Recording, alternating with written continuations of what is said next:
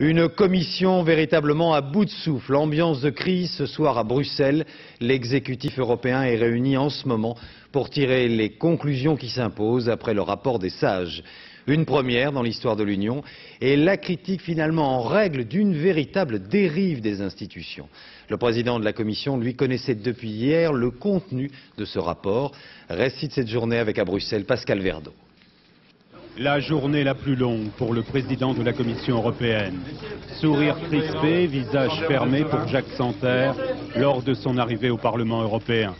Lorsqu'il reçoit officiellement le rapport du comité des sages, Jacques Santer, le mal-aimé, sait déjà que les critiques les plus acerbes sont un désaveu personnel. Bruxelles ne contrôle plus son administration. La bousculade des autres, ces journalistes avides qui ne cessent de dénoncer son manque de charisme, ne le concerne plus, ni même peut-être le sort individuel de tel ou tel commissaire européen.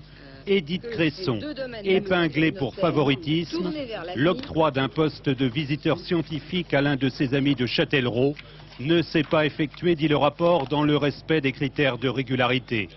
Alors ce soir, autour de la table collégiale, Jacques Santer est un homme seul. Que face à un rapport qui met véritablement en cause l'aptitude de la Commission à gérer les tâches qui lui sont confiées par les traités, eh bien la démarche normale, la conclusion normale que devrait tirer la Commission est celle d'une démission.